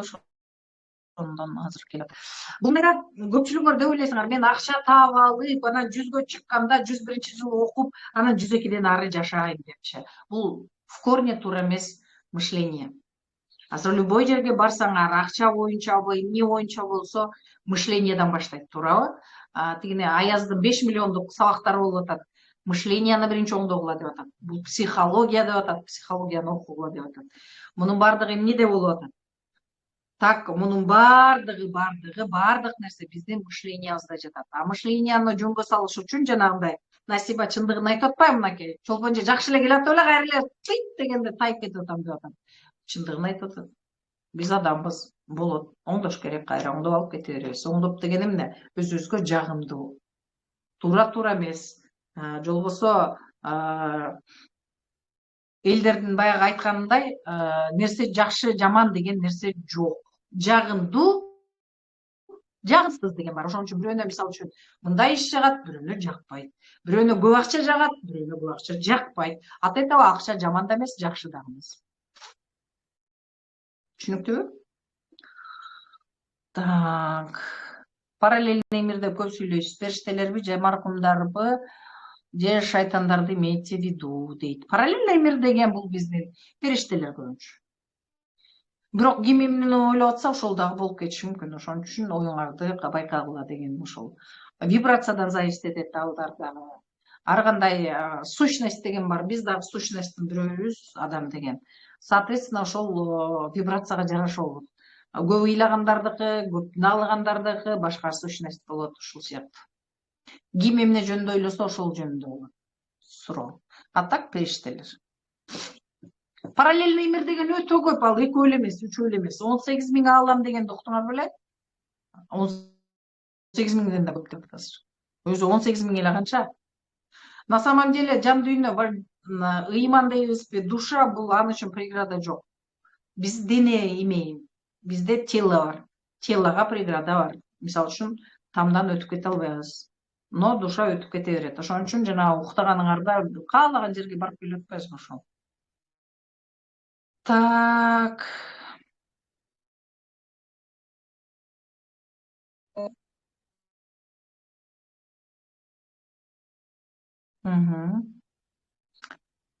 Заданияны арендага тапшыра албай жатам. Себеби эмне зданияны? Разбор кылып көрүш керек. Себеби ар кандай болушу мүмкүн. Ну точно себеби бар. Мен компьютер үйрөнө албай жатам дейт. Үйрөнсөм эле кайра унутуп калам. Жаракетим азбы? Любой нерседе кандайдыр бир себеп жатат, ошон үчүн үйрөнбөйсүң. Түшүнүп атасыңарбы? 90го чыккан адамдар компьютерде иштеп атышат. Бардык нерсеге, если силер аяка бара албай атсаңар, ошонун астында какой-то преграда, причина есть. Ошон үчүн разборду биз бардык нерсеге кылабыз. Саламатсызбы? Перезагрузка канча сом турат? Перезагрузка 20 миң турат. Бүгүнкү эфирге катышкандар үчүн плюс акча курсу бекер белекке берилет. Менин окуучуларым үчүн 20% скидка. Менин окуучуларыма 20% скидка. Бирок бүгүнкү катышкандарга дагы 10% скидка кылып берейин дедим. Ошон үчүн үлгүрүп калгыла. Так, спасибо. Менин чашкасы болот дейт, бошотуп туруш керек дейт, көп окуса дегенди кантип бошотуп туруш керек дейт, көп окуса дегенди дейт, түшүнсө болот. Эми бул информацияны убагында иштетип, аны керектүүсүн пайдаланып кереги жогун окуп салыш керек деген сөз да. Перегрузка жаңы болот. Жаңы адам катышса болот дейт. Себеби сабагыңызга катышып элекмин дейт. Болот. Ал жерде нөлдөн баштайбыз башында. Предобучение дагы болот. Мен окуганда чалапула ишенип, ишенбей заданияны аткарсам, айлыгым көбөйгөн, тобо Кудайдын кудурети дейт. Мен окуганда чалапула ишенип, ишенбей заданияны аткарсам, айлыгым көбөйгөн, тобо Кудайдын кудурети. Вот ошондой иштейт. Сонун эжесиз да дейт. Эми биякты бир карап эле, Так. Телеграм-канал нелер бар экен?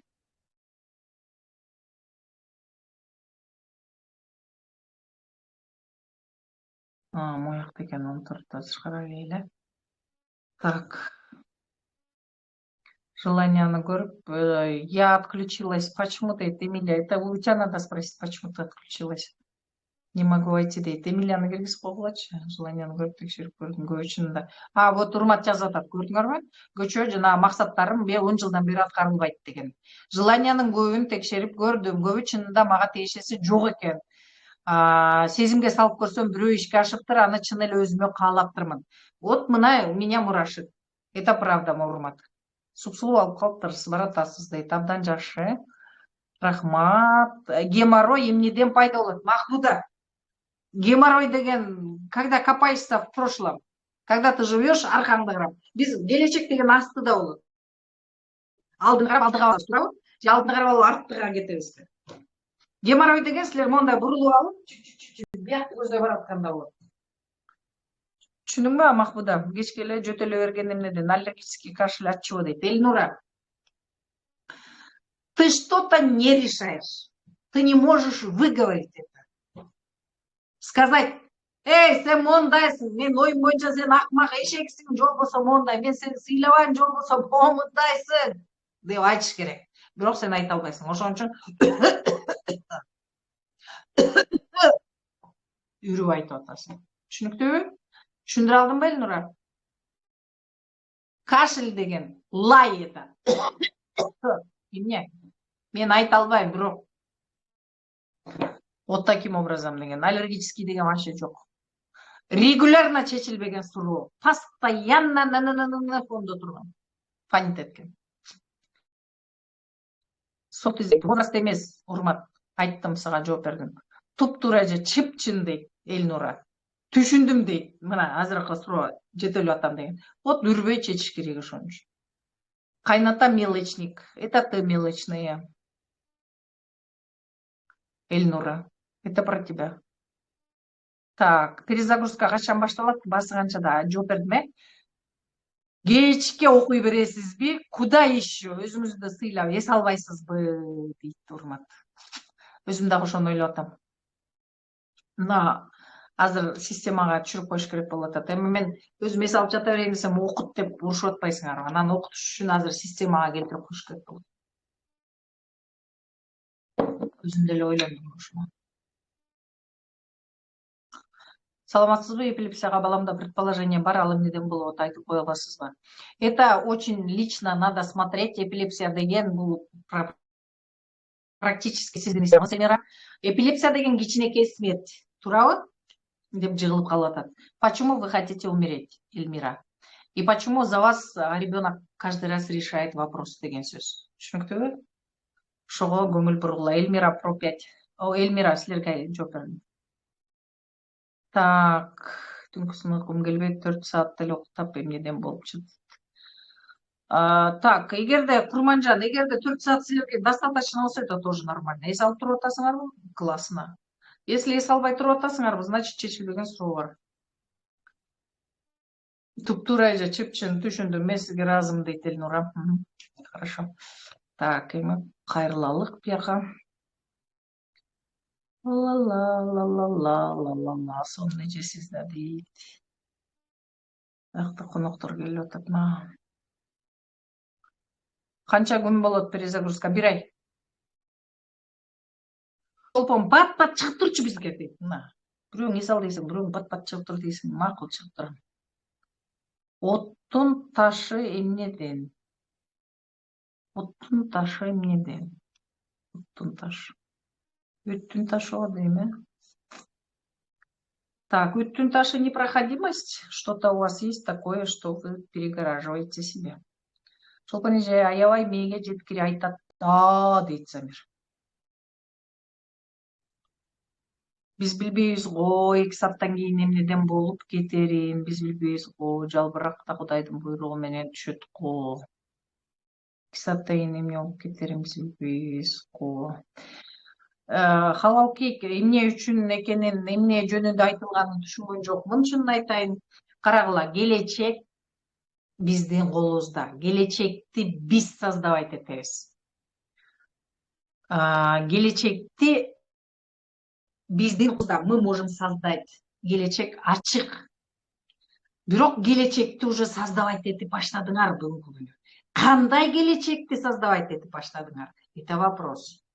Понятно? Эртең эмне үчүн мындай болду деген суроо болбош керек. Анткени бүгүн силер уже эртеңки күнүңөрдү аныктап баштадыңар. Бизде жашообузда кандай десем, эки жол бар. Же өзгөрүп өзүбүз менен жакшы, өзүбүз үчүн жакшы жол тандайбыз, же болбосо артка кетебиз. Ордунда калыш да мүмкүн эмес. Анткени жер постоянно айланып турат. Ордуңарда турганда жер менен артта калып кетесиңер деген сөз. Же алдыны көздөй басабыз, же болбосо ал айланган сайын силер артты көздөй кетип каласың. Ошондуктан бул ар бир адамдын өзүнүн тандоосу деп түшүнөм.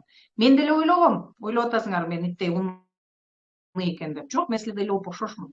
Просто мен силерден эртерээк өзүм менен иштеп баштадым. Эмне себептен иштеп баштады деп сурабайсыңарбы? Миллиондорго эле сабакталып окушоңой деп ойлонуп атасыңарбы? Но Кудайга шүгүр, мен өзүм чечим кабыл алгандан кийин каражат да келип атат. каражат да келип атат, баардыгы өзүм ойлогондой болуп атат. Ошон үчүн только жанагы миллионерлердин айтканын эми түшүнүп атам. Аны үчүн бир аз кандайдыр бир жолду басып өтүшүңөр керек. Силер эчтеке кылбай эле азыр эле миллионду күтүп атасыңар. Миллион дагы келет. Аны үчүн ошол багытты көздөй, миллионду көздөй хотя бы кадам ташташ керек. Айтып атпаймынбы мен эң биринчи кымбат алган окуум 80.000 болчу. 80.000ге окуп мен эчтеке ничего не добилась. Ноль. Но зато менин мээм иштеп баштаган. Понимаете? 80.000 бергенден кийин. Андан кийин ошол эле окууну 200.000ге алып окугам. Ошондон баштап анан менин мээм өзгөрүп баштады. Пока өзүңөргө ошондой кадам таштамайынча кыймылдаш оор болот. А мен силерди түшүнүп атам эми 5-10 миң, 15 миң, 20 миң. Кайра силерге 40 миң келип атат, болду, түшүнбөй калып атасыңар. А чоң суммадан сразу чоң түшөт. Сразу силердики уф деп көтөрүлөсүңөр. Ошон үчүн бардык нерседе кадам ташташ керек. Мен деле мурун 10 миң, 5 миң, 7 миң, 8 миң, 20 миң деген окууларды окучумун. 20 миңден кайра 40 миң келет. Аны бат эле трать этесиңер, мындай результатын көрө албай калып атасыңар. Мен силерге берген окууларды эле ошондой окууга алып окуйм.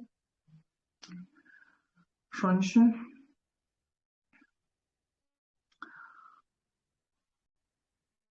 эки далысы бүкүрөйүп, дөң болуп чыгып, бети да ооруйт. Мен силерге азыр бул боюнча жооп бердим, Өзүңөрдүн атыңардан болсо айткыла, 10-чу кишиникин, третий лицодон, пожалуйста, сурабагыла. Это неэтично вообще. Башка бирөөнүн полесине кирип, ал жокто сүйлөшкөн. Может, ал ошондой бүкүрөйүп жүргүсү келип атат. А сиздин жумушуңуз канча? Өзүңөрдүн сурооңорду бергиле. Түшүнүп атасыңарбы?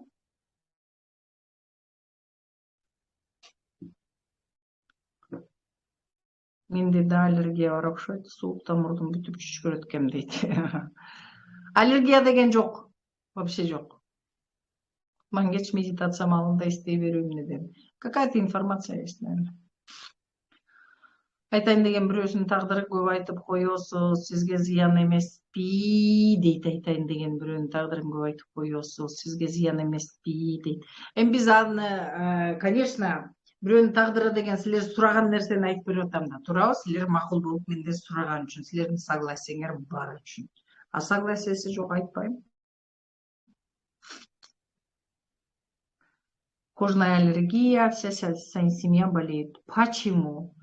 Там есть что-то, которое надо решать, Джана. Именно с пространством, именно с границами связанное. Вот это надо решать. Эки күн түз эфирге катышкандардан төлөмдөн 10% скидка туура түшүндүмбү? Туура түшүндүңүз.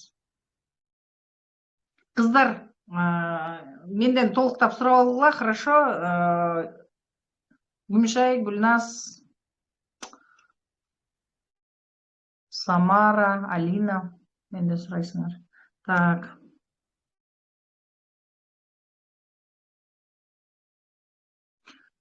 Простите, дейт.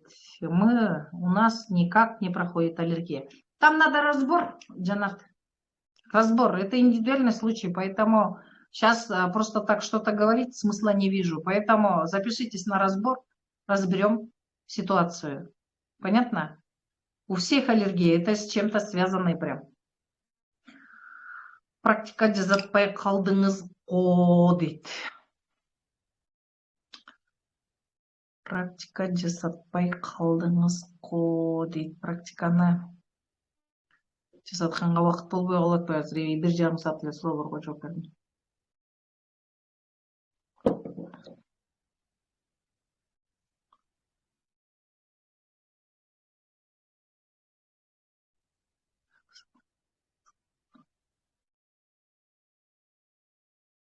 Курманжан. Түнкү соң уйкум келбейт, 4 саат эле уктайм. Туура айтасың, чечилбеген проблемалар дейт. Чечмейинче уктабайсың, ошон үчүн чечиш керек, Курманжан.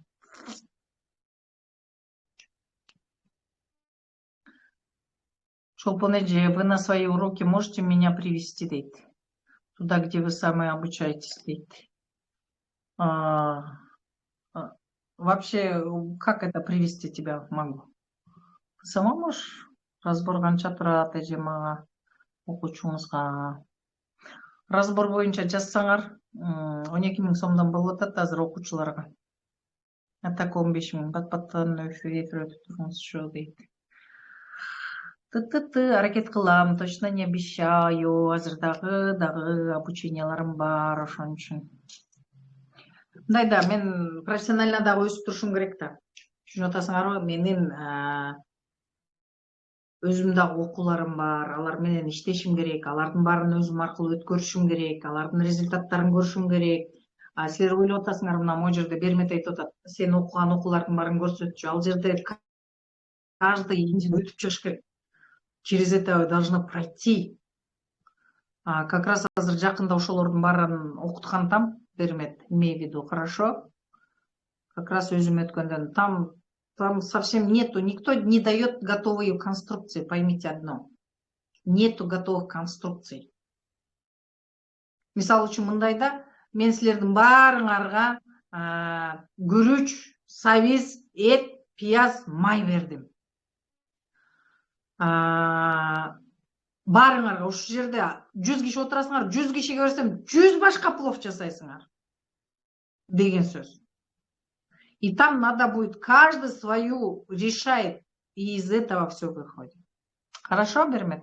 Скоро начну, потому что как раз над этим сегодня разговаривали. Вопрос. Так, мен уйгум эле кетип бир аз тынч болсо эле дейт. Уктай бер да, жыргалды. Наоборот, көп уктагандарга кандай деп ойлойсуз? Эч кандай ойлобойм, укташ керек. Чолпон эже, мен аябай катуу өзгөргүм келип жатат, ички дүйнөм кыжалат. Ой, сен эч жак өзгөрө турган жерде болчусуң, сен дагы канча бир жыл ойлондуң го, Замир. Канча көп ойлонсоңор, ошончо көп убактыңарды кетире бересиңер. Вот ошондой, ошон үчүн перезагрузкага келгиле экинөлгө. Окугула. Только окуу силерди башка деңгээлге чыгарат. Но эми балким вундеркиндтер бар, өзүңөр менен иштеп, мага окшоп 25 жыл ар кайсыны сүзгүлөп, дөңчөкө болуп, көк ала сарала болуп, анан жүрүп, анан кааласаңар антип жетсеңер да болот.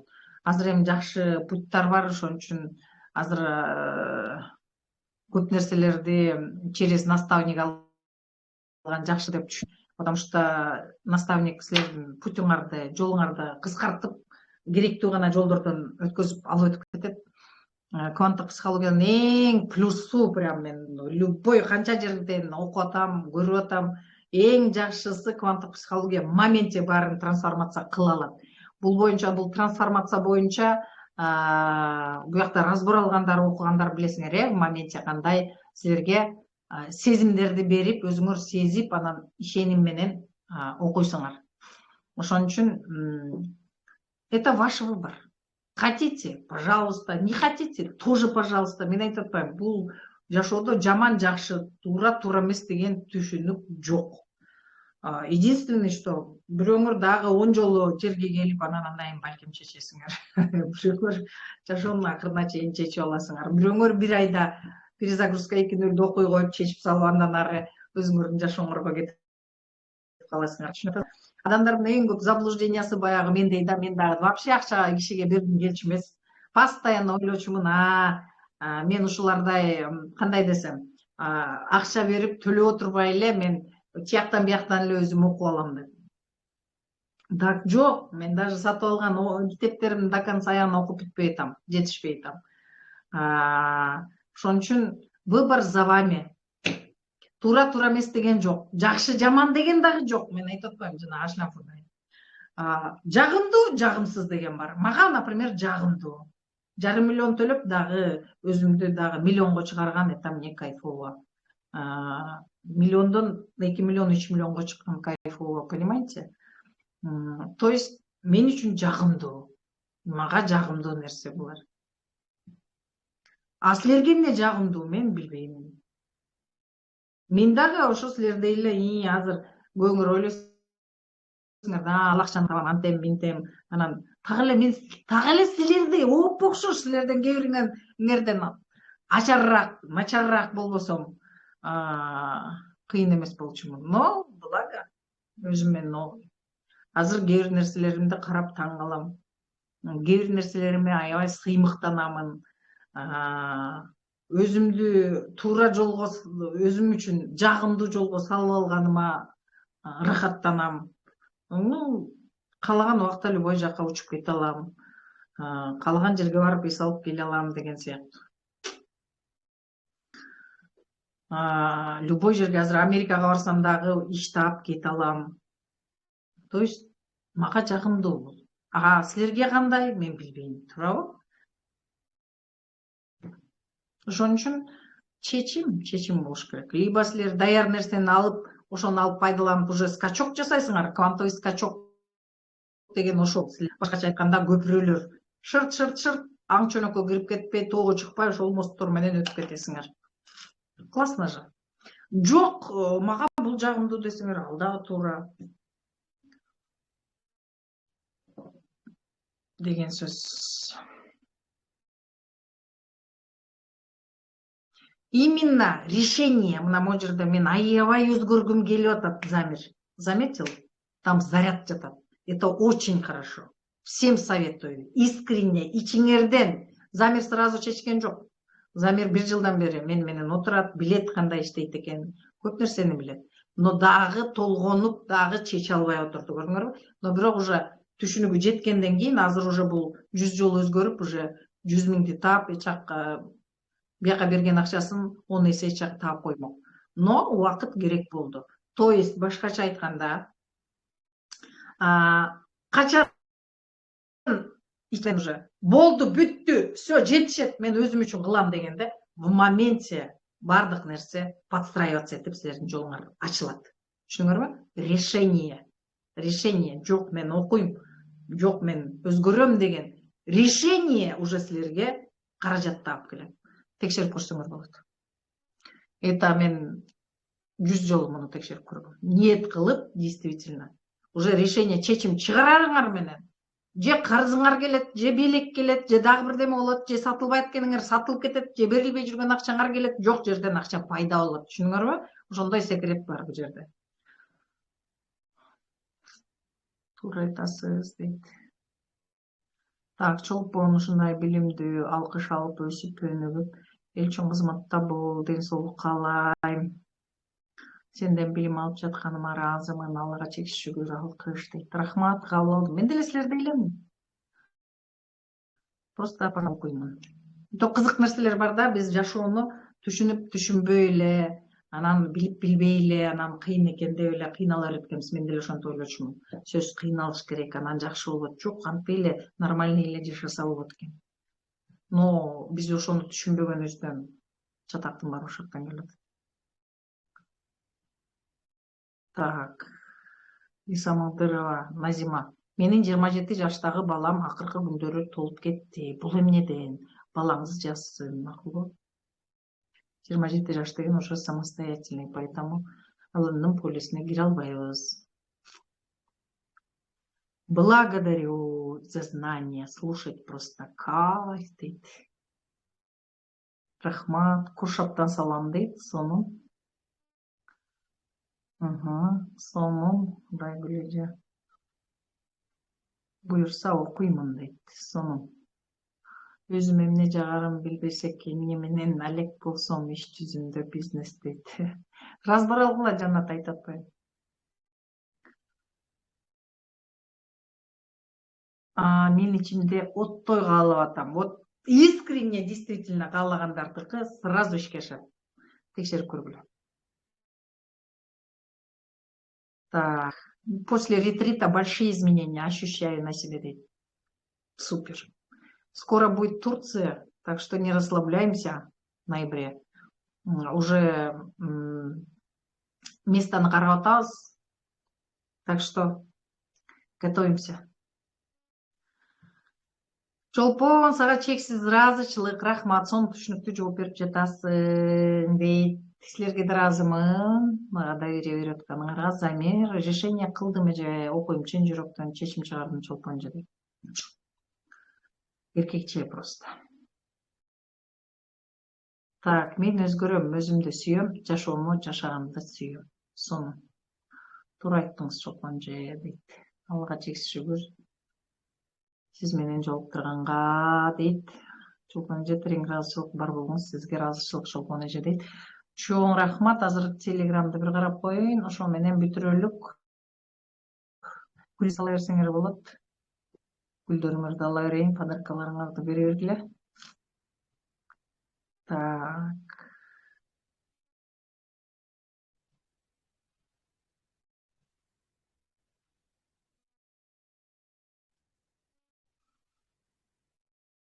Так, өзүңүздү күнөөлөбөш үчүн эмне кылыш керек дейт. Өзүңдү күнөөлөбөш үчүн эмне кылыш керек? Иштеш керек, эмне үчүн күнөөлөп атасың? Зачем самосуд кылып атасың?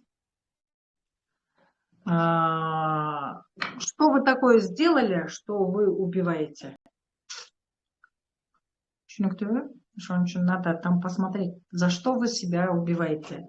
Зачастую самосуд менен занимается, көпчүлүк ошо самосуд кылабыз, бул күнөөлүү сезим. Өтө кандай десем, жагымсыз нерсе. Түшүнүктүүбү? Ошон үчүн самосуд менен не занимайтесь, это был ваш опыт. Поблагодарите, отпустите, если это возможно. Ой, рахмат, вот гүлдөр, подаркалар. Сонун терең сизге ыраазычылык дейт. Пайда алган болсоңор, гүлдөрдөн, подаркалардан жөнөтүйгүле, мен алып эле калайын, көрүнбөй угулбай калды дейт Макбуда. Сонун сабак өтүп жатасың, жакты дейт. Көрүнбөй атамбы эмеден?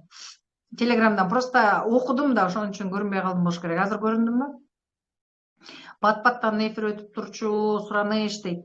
Аракет кылам, мен да окууларым бар, мен дагы адаммын. Кайсы бир бөлүгүм адам, ошон үчүн кээде чарчап калам, кээде уктап калам дегендей. Урмат. Так, ретритке Турцияга ниет кылдым, Кудай колдосун дейт. Ретритке сөзсүз баргыла. Ал жерде элестеткиле 24 чогуу болобуз. Элестеткиле. Чолпон ыраазымын, бат-баттан чыга көр дейт. Аракет кылайын, Так. Баарыңарды жакшы көрөм. Чоң рахмат Чолпон айымга дейт. Венера, баарыңарга ийгилик каалайм. Ушул жерде жаңы отургандарга түшүнүк болдубу? Жаңы отургандар барбы? Урмат, рахмат, күлүңөр, рахмат, Айсада. Так, Абдуллаевна тоже спасибо. Замир гүл берип атат, сонун. Бүгүн предоплата кылып орун алгыла. Скидка бүттү. Бүгүн эле болот. Ошон үчүн бүгүн предоплата кылып азыр орун алып койгула. Хорошо? Эртең уже полный баа менен болот. 1-2 күн менен эле бүтүрөбүз уже, потому что аз эле киши алам. Апас. Просто убактым башка кетип. Мы есть новенькие дейт. Что-то получили информацию новенькие? Пайдалуу болдубу силерге? Как отправлять? Очень хочу дейт Эмилия. Эмилия менен байланышчы ким? Самара. Телеграмдан болуп келип атат. Так, мен эмне каалап жатам ушунчалык себеби, ата-энем өмүр бою кыйналып жашап келишти, мен да кыйналдым турмуштан, мен өмүр бою кыйналышты каалабайм. Ошон үчүн окуш керек. Силер ойлойсуңар, кыйналып десе эле такыр эле колу жолунан түшүп бошоп калган жок. Мен деле ата-энем элге салыштырмалуу жакшы эле жашоо жашаган, но тем не менее менин жашоомдо көп кыйынчылыктар болду. Бул андан зависит этпейт. Именно мен көп разбор кылганда именно кандай десем, ар кимдин өзүнүн көтөргөн жүгү бар да, кыскасы. Ушундай тууралыкта. Түшүнүп атасыңар? Вот ошондон арылыш керек. Бул башка тагдыр таштар. совсем другой силерге тиешеси жок тагдыр таштарды силер көтөрүп алып ошону меники экен деп жүрүп атасыңар. Мунун эч силерге кереги жок. Силер просто эле ырахаттанып эле кыялыңарда эле жашаш керек. Но ортодон жанагындай капкаяктагы немелерге илингенсиңер, чалынганбыз, ошону анан самосуд устраиваем, күндө бычакты, мокок бычакты, мококтак эмес, бычактын аркасы менен күндө кырк кырк кырк кырк кырк кырк ошон үчүн жөтөлүп атасыңар, ошон үчүн балдарыңар төшөккө сийип коюп атат, ошон үчүн эпилепсия болуп атат, ошон үчүн, понимаете? Вот в чем вопрос. Вопрос ошол жерде болуп атат, ошону чечиш керек. Так, жаңылар үчүн пайдалуу болду, түшүндүрө алдымбы жаңыларга жеткизип? Так, рахмат, ыраазычылык сизге дейт. Халал кейк бир аз дейт. Хорошо, менин баракчама кирип окуп чыккыла бир аз дегендер. Хорошо, Зайнап. Так, болду, көп нерсе түшүндүм дейт. Жакшы, сонун чоң рахмат, Алла ыраазы болсун, баарлашуу дейт. Ретритке барганга аракет кылгыла дейт Райгүл эже.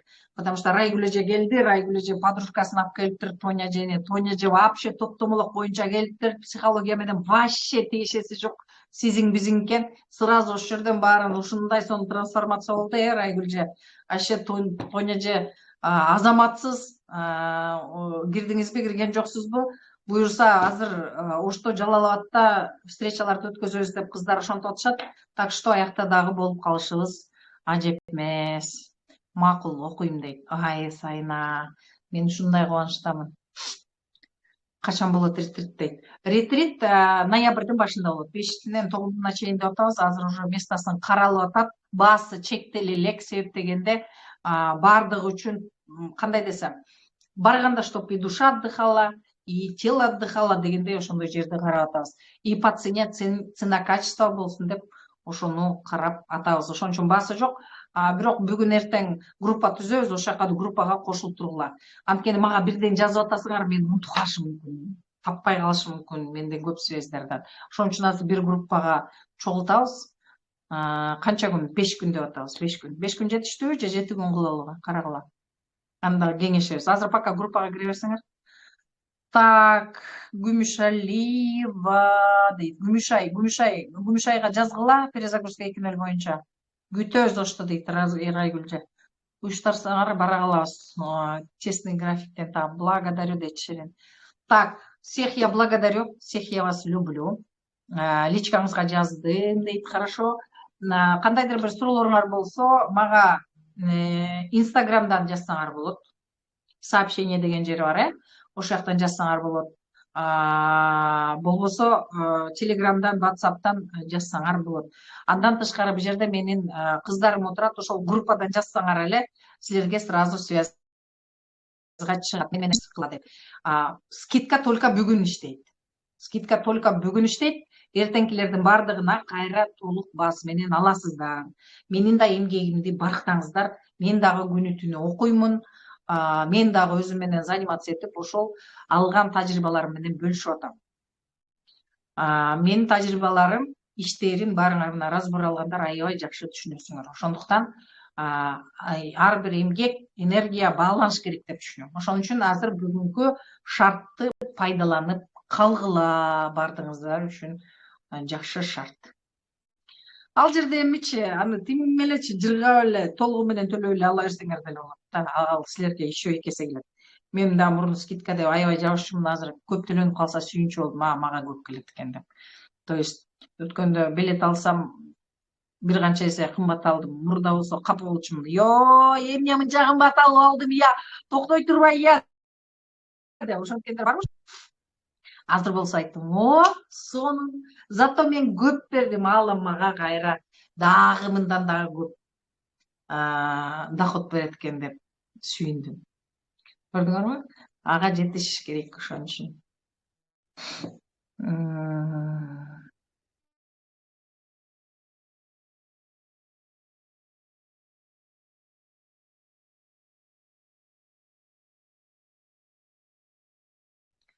Так, ретритке мен да ниет кылдым баргандай. Ретритке баргыла, обязательно баргыла. Азыр мен ойлоп атам, жана бойдок кыздар, бойдок балдарды дагы алсакпы ретритке деп. Ошол жерде жакшы осознанный адамдар таанышып, бири-бирине туура келип калса, может, аябай жакшы болот. Ошон үчүн азыр мурун жалаң айымдарды алчумун азыр. Так. Рахмат дейт. Ошон үчүн ниет кылгыла. Ушундай окумуш айымсың дейт. Рахмат. Силер делеми? Кээ бир жерлерим балким андан дагы какушка болушу мүмкүн. Эфирди сактап коюңузчу дейт. Аракет кылайын, Инстаграмга жазам, байланышып койсоңуз. Хорошо, жарайт. Жазсаңар анан. Кеч кирип калдым дейт анара. Эфир сакталат. Эфирди көрүп чыккыла, хорошо? Көчөк эфирди өчүрөмүн. Муну болсо, Замир мен дагы бойдокмун дейт. Туй елки, баягы келсең болмок да. Ну, значит, андан да жакшы вариант күтүп атат сени. Бардык нерсе только бизге во благо, бардык нерсе. Ошон үчүн баарыңарды жакшы көрөм. Бүгүнкү возможностьтан пайдаланып калгыла. Бул жылда перезагрузка 2.0 болобу, болбойбу биле албай турамын. Азыр кичине башка проектке көңүл таштадым бүгүндөн баштап. Ошондуктан убактым жетишеби, жетишпей калабы, ошого жараша болот. Азыр пока билбейм. Еще ретриттерим бар, встречаларым бар дегендей. Азыр кирдим дейт. Запистерди көргүлө, азыр киргендер. Вот баарыңарга жакшылык, ийгилик каалайм. Ар бириңер өзүңөрдүн жолуңарды таап, ар бириңер өзүңөрдүн бактылуу жолуңарды басып өтүшүңөрдү каалайм. Жакында аябай жакшы проект болот, дагы буюрса. Ошондуктан кулак салып угуп туруңуздар. Перезагрузкага бүгүнкү возможностьты пайдаланып кириңиздер. Перезагрузка бул обязательно киришиңер керек. Обязательно. Как минимум бир жолу, а как максимум без конца. Потому что силер перезагрузкадан только плюс аласыңар. Силер ойлоп атасыңар, бир курсту окуса эле, жок, бул бесконечно ачылып турган курс.